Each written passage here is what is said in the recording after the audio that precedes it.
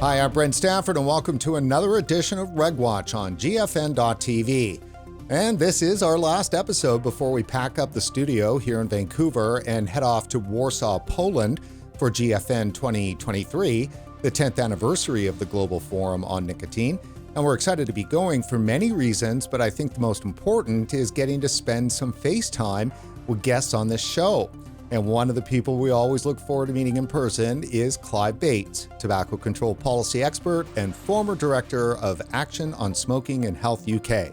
Clive, it's great to see you. Are you looking forward to GFN this year? Brent, I am totally looking forward to it. I always look forward to it. It's a standing fixture in my calendar. I get so much from it. I learn so much from the presenters. I learn so much from the conversations in the margins. It's a great event. It's really good. Yeah. Let me ask you, how often have you attended? I'm pretty sure I have a 100% track record, and I've been to all of them so far, including the online ones during COVID and the hybrid one in Liverpool. So I have 100% track record, and I go not because I'm forced to go, but because actually I find it very worthwhile. In particular, the emphasis is very much and has increased over the years on consumers and consumer insight, and it's a great place to meet the consumer advocates and the sort of experts on what the users of these products and essentially the beneficiaries of tobacco harm reduction actually think and feel about everything. And to be honest, if you're not interested in that, then I don't see how you can do your job in tobacco control or public health. You really ought to be curious and hungry for those insights. And that's why I find the conference so useful. You know, often, Clive, it kind of feels that tobacco control doesn't see smokers. The smoker is kind of invisible in a way. And so it would be really harder for them to even see vapors in terms of their purview. Well, look, I agree with that. I think having started my career in public health as director of Action on Smoking and Health, I was very conscious that we didn't really have anything to do with smokers other than see them as an enemy. And it was partly they were organized by, to the extent they were organized by the tobacco industry and really functioned as a front group with the interests primarily of the tobacco industry to the fore. And couldn't really and there was also, I think, in our business, in tobacco control, there's also quite a strong non-smokers' rights current in there, which is different to the public health. I mean, I see myself as someone who's engaged in public health and concerned about cancer, heart disease, and so on. But if you're a non-smokers' rights, what you were really concerned about was somebody smoking near you in a plane, in a restaurant, in a pub or something, and being really fed up with that and wanting to drive smokers out of the public spaces so that you could have clean air, or at least drive the smoking out of public spaces. So that, by definition, put those interests at loggerheads with each other and often created conflict. Then you've got the whole sort of anti-corporate, anti-tobacco industry thing, which runs deep in tobacco control. And that just basically sees the industry and its customers, sees the industry as a predator and its customers as sort of gullible sort of fools, if you like, or victims that have been sort of trapped by the industry. So again, there's not much room for empathy there either. Clive, let me just ask, it almost sounds like you're describing that tobacco control considers smokers and now vapors as the useful idiots of big tobacco.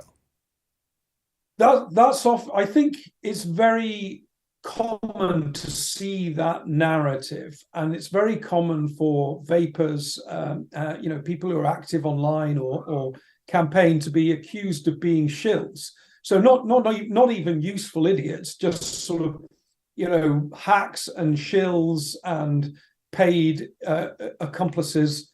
A famous Australian activist refers to people as quislings, which is a term, a disparaging term used in Europe for Nazi collaborators. So you can get a sense of the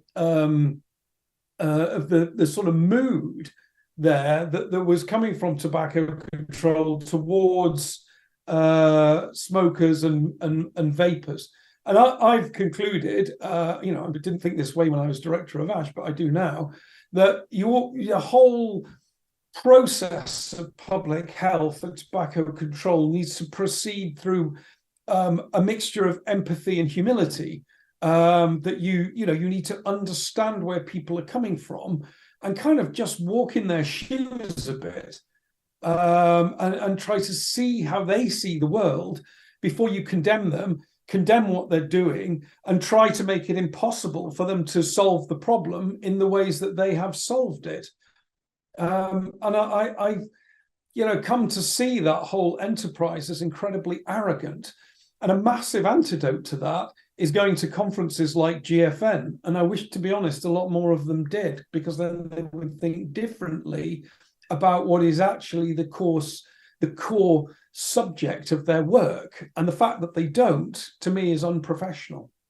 Yeah, and that is one of my next questions is, does tobacco control attend these GFN events? Well, you get a few people. You get people who are interested in harm reduction that will come. You don't get as many as you used to, because people have recoiled because they have more industry people there giving the industry perspective and so on, and they have an industry exhibition where people bring the latest technology along and display it and everything. So rather than think about why they're doing that and why it's important to understand all that stuff and how it's not basically harmful, they've just gone into the usual sort of reflex, which is, well, that's industry, we can't be seen anywhere near that, which I think is a shame. And they lose, the conference loses, but it's their loss is the bigger. To me, the conference is still incredibly valuable and informative.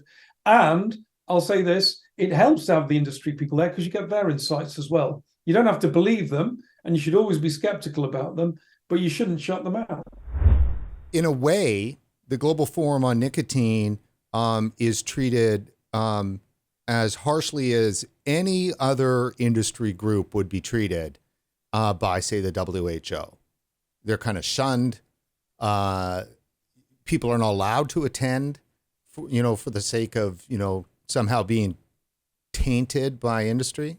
Yeah, I mean, they do that. I mean, it is ridiculous, because if you are in public health, and especially if you're an academic, your job is curiosity.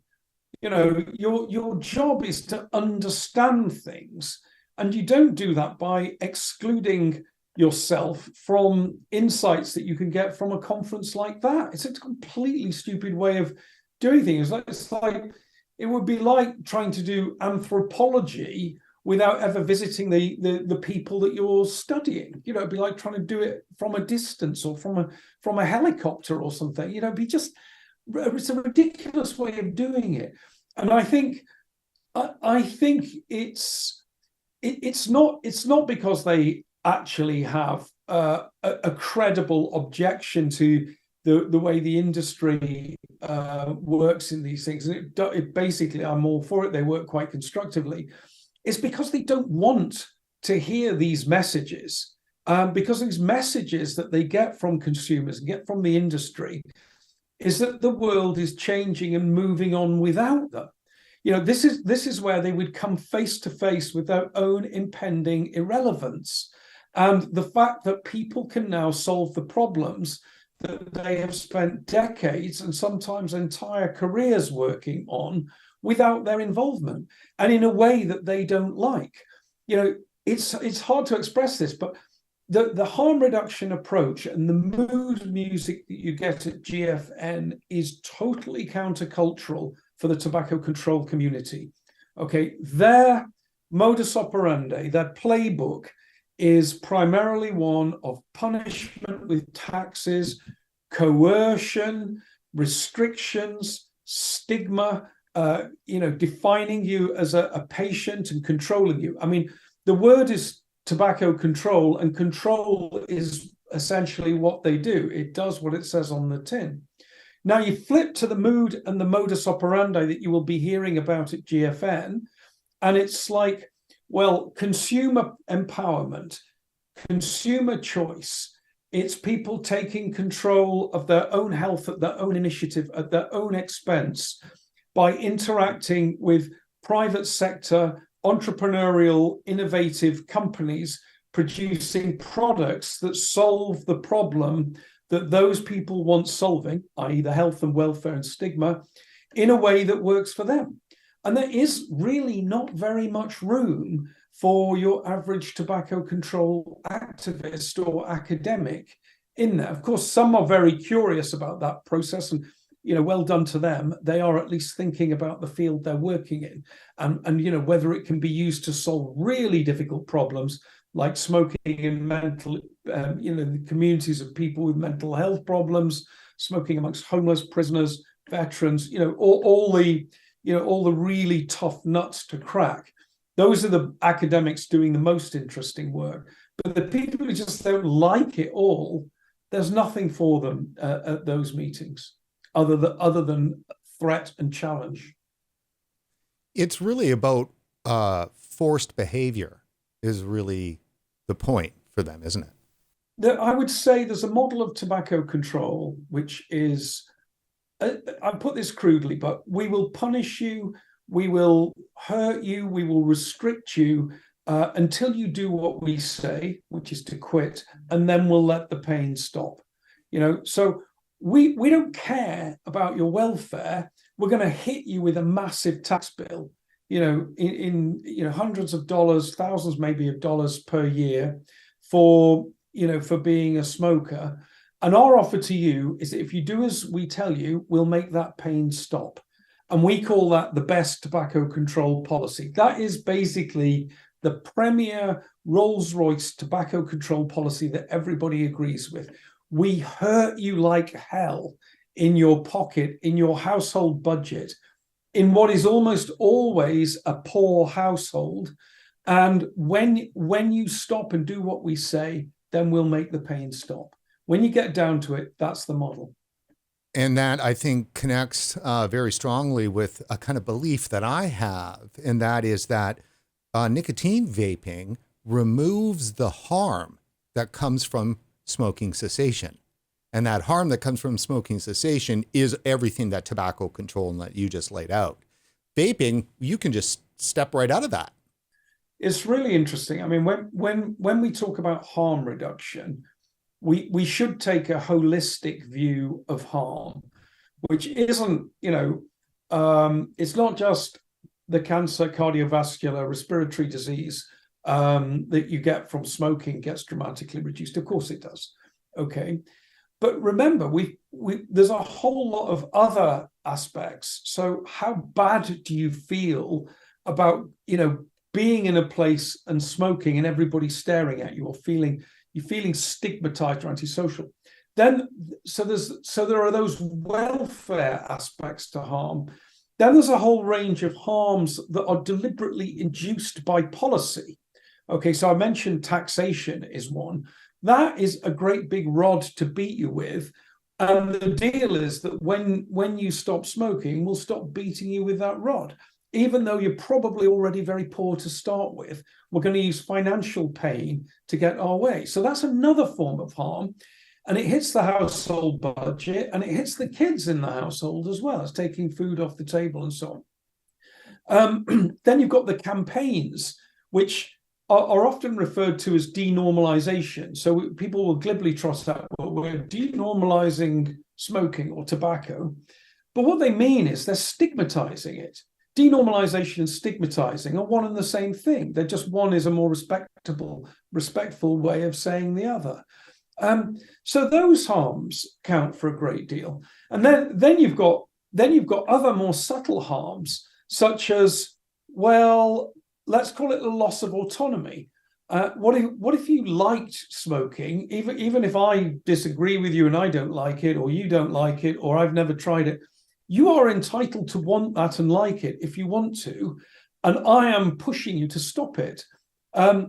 There's the material aspects, welfare loss associated, and this is more controversial, but the feeling of loss and craving and withdrawal, and then loss of something that people experience when they quit smoking. Well, vaping helps with all of that. It deals with those sort of harms. You've not lost something. Even if you think if you'd never had it, you wouldn't miss it. The fact that you've had it and it's been taken away, or you felt you've had to stop it, then you still feel as though you've lost something.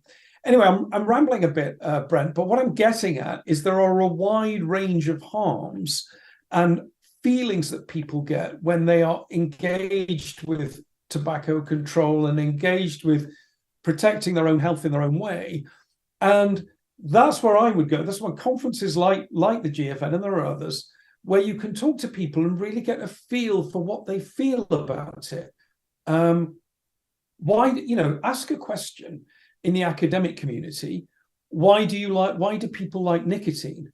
And you'll get a really dumb answer. Like, because they were hooked on nicotine when they were a child by a predatory tobacco industry, and now they're addicted and they can't stop. Okay. There's much more to it than that. I've never been a nicotine user. I've never been a smoker or a vapor. Don't intend to start. However, I feel obliged to listen to people at GFN, at the other conferences, and find out what they think they are doing and why they do it. And you get, it helps me relax. I feel stress and anxiety, controls my mood. I can concentrate better, calms me down. All this goes well, at certain times of day, I really like to have it. It breaks up the boredom of life. All of these things give a much richer picture of what's actually going on and helps you to understand why there is even a demand for nicotine.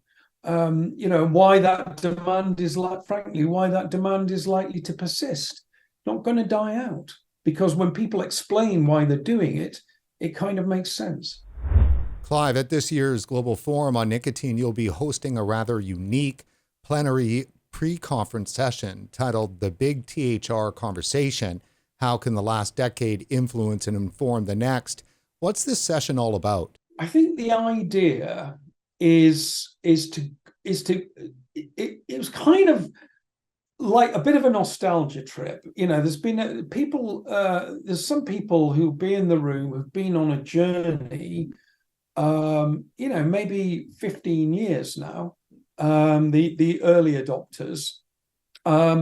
They've been through evolving events, whether it was the attempt at medicalization in the EU that vapors saw off, whether it's the deeming rule in the United States, whether it was the crazy stuff going on in Australia, whether it was the bullish policy followed by cautious policy followed by thoughtful policy in Canada. So people have been through a lot. There's also been an incredible evolution in the products. Any science that was done on the products in 2012 tells you very little about the products that are available now. It would be like doing, science on a Ford Model T to understand the latest Tesla. You just wouldn't. There's nothing to learn there. You've also got incredible development of scientific insight. So stuff that we've learned, and with that, the arguments that go with with the public policy discourse. So in 2013, we weren't really talking about flavors very much. But we are now.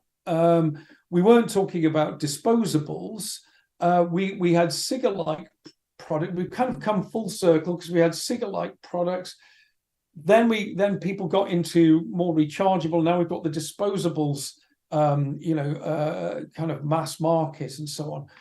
So I think the idea is to sort of synthesize all of these changes that we've seen in different areas of the landscape, whether it's, technology, policy, big events in history, the scientific understanding, the landmark reports, and rather than just have a nostalgia fest about what's happened over the last 15 years, to try to think what we can learn from that about what to do over the next 10 to 15 years, and what kind of threats are coming up and why they are like they are. What have the tobacco control community revealed about themselves? What has WHO revealed about itself? What do we know about what have we learned from the kind of campaigns that the Bloomberg complex runs? Those are all quite interesting things to digest at this point, to try and understand what the underlying motivations are and what to do about them in future. Also, where is the optimistic story? I'm pretty optimistic. I have to say, I'm pretty optimistic. Why? Why is there something to be optimistic about? That would be good to draw out. Now, I've been told that what will make this session a bit unique is the participation from the audience. Tell us about that. One of the best sessions I've been in at GFN, this is a trade secret here, was I knew that the week after I was going to have to write a briefing for a consultation on flavors. And I thought, okay, a really cool way to do this at the GFN would be to crowdsource that from the audience. And I tell you, Brent, it was amazing. The clarity, the range of issues, the insights and everything. And, I just thought it was a brilliant way of doing it. It requires, it does require some skillful moderation, because you don't want people to go off on tangents and, make sort of lengthy speeches or whatever. So the art of it is to draw out of the audience the collective knowledge, the wisdom of the crowd, if you like. And the wisdom of the crowd in the GFN audience is massive. Okay, it's there to be taken. It's a mixture of technical knowledge of science, but mostly tacit knowledge from experience or battle-ready knowledge from the fights they've been in disputes over policy and politics. And if you can get that out of people and get it into some kind of orderly fashion, I think it's very powerful. I don't know quite how we're going to play it. My approach to this, it's probably the most difficult chairing thing I will have done at GFN and probably ever.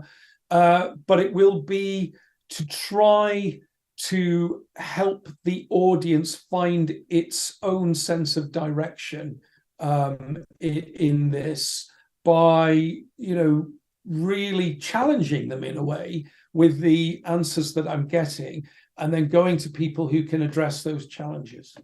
And one of the things I understand is that's going to happen is that members of the audience are going to come up on stage and share short anecdotes connected to what you're talking about. So if anybody's out there watching this, and you're coming to the actual event, you better start preparing now. There's a couple of things you better be. One is prepared, 2 is concise, and 3 is interesting. Okay. And I'm going to be very tough, because as the chair in these sessions, you're really there on behalf of the audience, the rest of the audience, those who aren't speaking. And you're trying to get people to be as interesting and to the point as possible. So very much looking forward to getting people up on stage. But I really want to see people at their very best. And at their very best is, concise, interesting, and to the point. And give people something memorable to take away, write down. Give me something to put in the synthesis that we'll produce at the end of it. If you could provide some specific advice to what they might want to share on stage, what would that be? My advice to vapers always in politics is to share your experience, okay, and share what's happened to you. That's probably not what we need here. What we really need is, how did you share your experience? How did you make it land? Okay, what are the arguments and that you have found persuasive, and how did you make them? When and if you use science, what are the arguments that you found compelling, and that people, even though they're good arguments, people either didn't understand or didn't like? What have you seen by way of change in the environment, and why do you think that change has occurred? Why do you think people who disagree with you disagree, and what is their motivation? And if you can go further, how do you think that could be changed? What are we dealing with out there? So those are the sort of things I want to get into. I don't want I feel like a long account of a specific political battle. What I want is to get into the insight that you drew from that, and something that we can capture that's of general interest, and something, if possible, that has a forward-looking view. It almost sounds like taking stock and building the going forward battle plan. It's exactly that. Yeah, I think it's a chance to take stock, learn what we've learned, understand what's changed and why. What are our deepest insights into the direction of travel, the nature of the opposition, the nature of the allies as well, for that matter. What's worked, what hasn't worked, what kind of environment would be acceptable, what do people think are the right kind of let's say compromises somewhere between complete laissez-faire and a total prohibition. There is a kind of sweet spot of optimal regulation. What do we know now that should be in that? I mean, I'm there. These are just my thoughts. I'm there to get everybody's thoughts in the room, but what I want is insights rather than accounts of circumstances. I want to try. What can we all take away from the experience you had, or the insights that you used in a particular situation? Clive, looking at the whole conference, the organizers have placed an emphasis on science in the main program this year. Is this an underserved topic? I think getting to the question is, what is the right science? I mean, there's a huge amount of science out there that isn't worth the paper it is written on. It's just, it's full of errors and mistakes and everything. So what is the informative science, and what is the subset of scientific insight that is most relevant to consumers and the evolving policy landscape for future nicotine products? And the basic claim of reduced harm, how robust is that, and why is it, and why do people make out when they find a few picograms of cobalt in it that the product is somehow deadly? So there's that. You've then got are these products displacing smoking or adding to the total amount of nicotine used?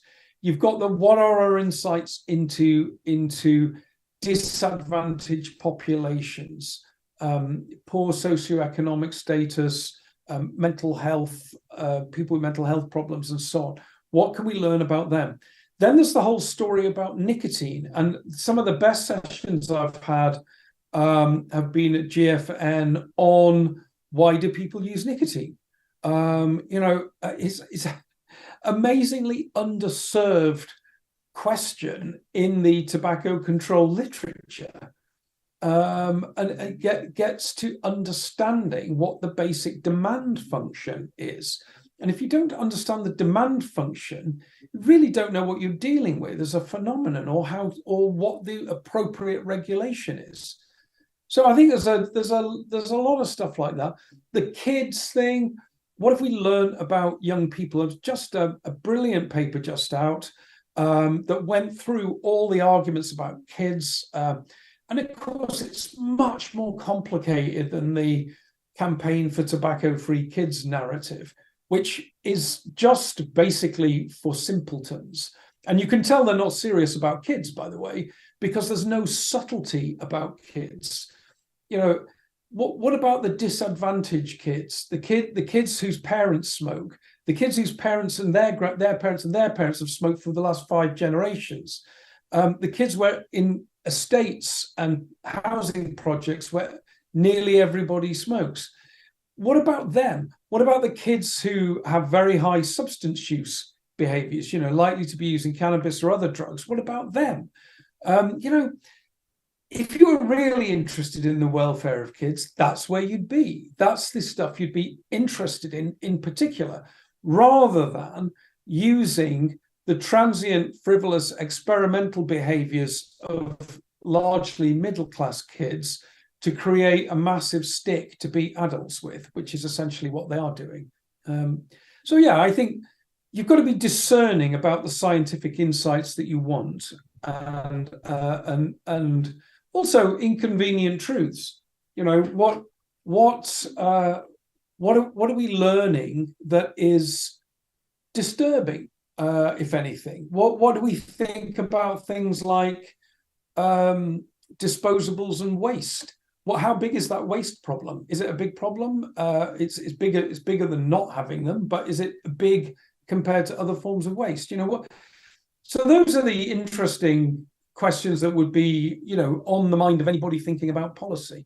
Then these mega ideas, should you do a smoke-free generation, reduce nicotine in cigarettes, close down most of the retailing outlets for smoking? Should you do plain packaging for vapes? Should you reduce the nicotine concentration or use nicotine flux as a way of regulating vapes? Should you ban flavors other than tobacco flavor? There's lots of science around those issues, and that could keep a whole conference going for months.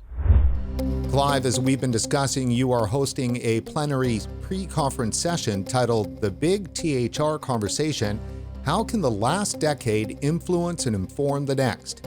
At the Global Forum on Nicotine, the annual conference on safer nicotine products and tobacco harm reduction. GFN 2023 starts on June 21st and runs to the 24th. If you can't attend, you can watch online. Go to gfn.events to register. Clive, last question for you. Why are you optimistic about the future of tobacco harm reduction? I think that there is just a basic, steady movement of people, markets, companies that basically are engaged in the process of creative destruction and diffusion of innovation. Okay, so in this massive nicotine market of over 1 billion people, there is going to be, whether the regulators, the tobacco control activists, or WHO like it or not, there is going to be a technology change. And that happens because it's in the interests of consumers and producers to change the technology. And those processes are incredibly difficult to resist. You can slow them down with dumb regulation. You can derail them to some extent with misinformation, but underlying problem for them is that you cannot stop them. And those processes are because people want to improve their health, safety, welfare, well-being, at their own expense, on their own initiative, while doing something they want to do, which is to use the recreational stimulant nicotine. That's the underlying process that's happening. And I think of it like tectonic plates, the slow moving land masses. You can't stop that happening. Maybe they can get in the way with the deeming rule or a TPD or something, but they won't stop the fundamentals changing. All they can do is slow it down. So I wish they didn't slow it down, but they won't stop it.